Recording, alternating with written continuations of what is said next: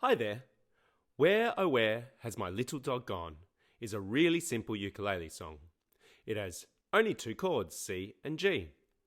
I've started off strumming really simple and I've gradually got harder and harder as the song goes on.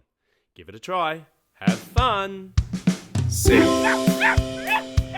G C Where, oh where has my little dog gone?